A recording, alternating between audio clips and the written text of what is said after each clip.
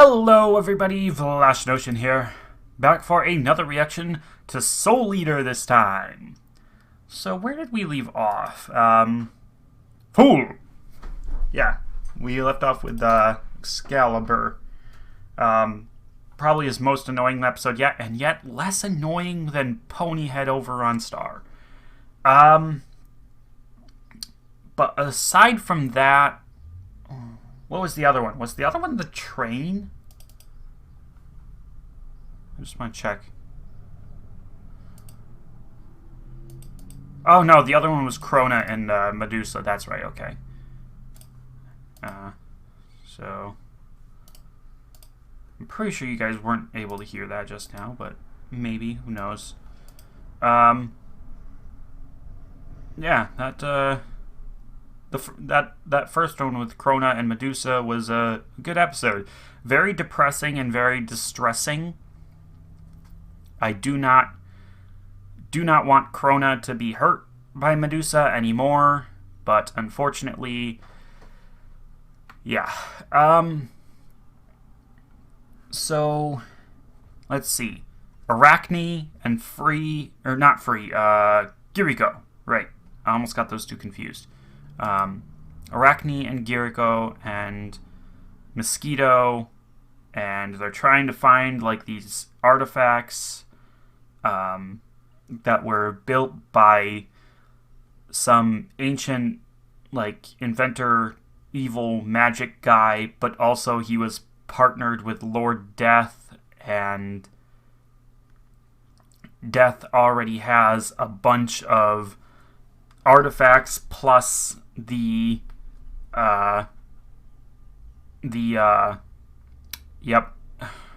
what's it called? The pages of the magic guy's journal. And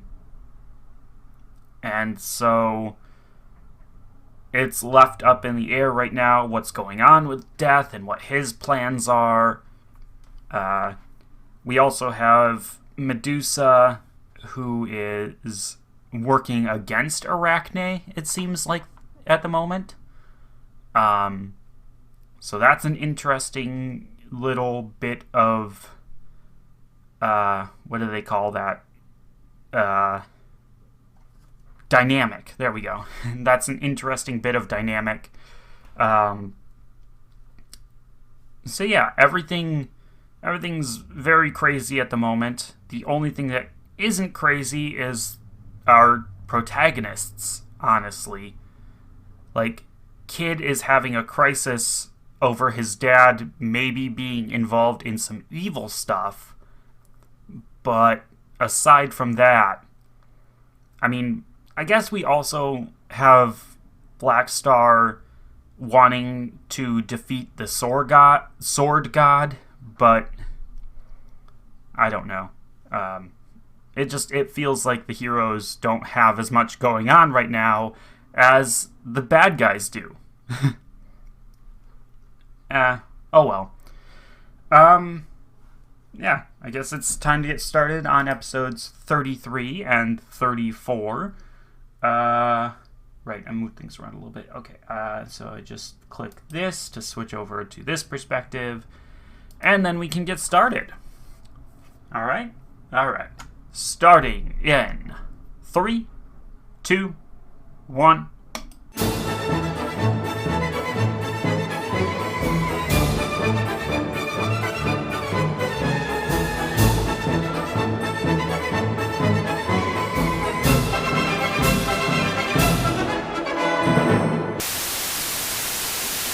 Okay, back on YouTube. One of the good things about this new way of recording is that if I get interrupted like that, it's so much easier to deal with. Because I barely have to edit anything. I just have to cut out the portion that I got interrupted for. Seriously? What the fuck? Anyways, but in this particular case, it happened right at the end during the credits, so there was no need to really cut much of anything. I did go back and watch the preview. yeah, I mean, it looks interesting next time. Just more fighting. But, like, okay, seriously? Why the fuck is there a fucking tractor sound? There's literally a guy just riding his fucking lawnmower across the street. Like, what the fuck? You ever hear that story of, like, the guy who got drunk and got his driver's license taken away, and then he went ahead and he drove a tractor to the liquor store? I have a feeling that's what's happening outside right now. But anyways, so yeah, I mean, this was the second episode was really cool. The fight was really cool. In general, well, all of the fighting, I should say, because there were multiple fights going on. The little bit of Justin that we got was fun. He's pretty interesting, I guess, as a death sight. None of the death sites are really. Oh my god! Now it's the birds. None of the death sites are bad characters. I like all of them. Azusa might be my favorite, but you know, that doesn't stop me from enjoying Justin's presence. And we haven't really gotten anything with Marie yet, aside from her introductory scene in the bathroom, which was weird. But everything else, pretty cool. And the part or the stuff with Sid and Azusa fighting the Sword God was great. I really like that. I don't really give a shit about the B team fighting a bunch of random guys. I didn't need that. Just genuinely, I don't know why they tried giving those students any kind of personality or, like, uniqueness to them. They're just background extras. That's all they are to me. I don't give a shit about them. I don't care. We have a good core cast between Maka, Kid, and Blackstar and their weapons. We have a good core cast of students, and we have an expanded cast of adults that is hard enough to keep track of. We don't need these other random background people. I don't mean to sound like Bakugo, but, like, they don't matter. So, yeah, I could have done without that. I could have done with a bit more time spent on literally any of the other stuff. So, yeah, I don't know who's inside the... Oh, okay, so the mice are inside the Tempest, and so are our main three, as well as Stein and Marie, but I don't know who's there from Arachnophobia. Maybe Mosquito? We haven't really seen him fighting. But, yeah. Now, the first episode... I don't know. It felt so weird. It's another one of those things where, like, sometimes I feel like this show skips over a few things, or maybe this show and Star, they both do it.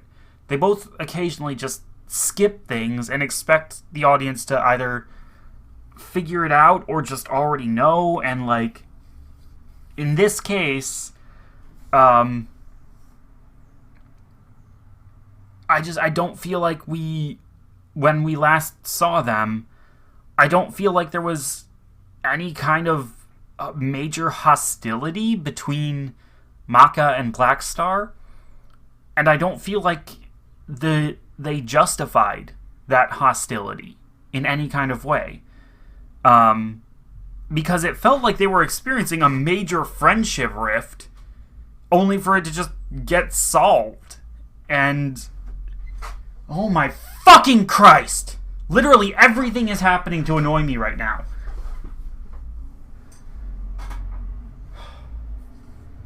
Okay, calm down, dude. Calm down.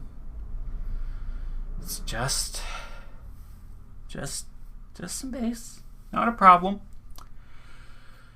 Okay. I'm good.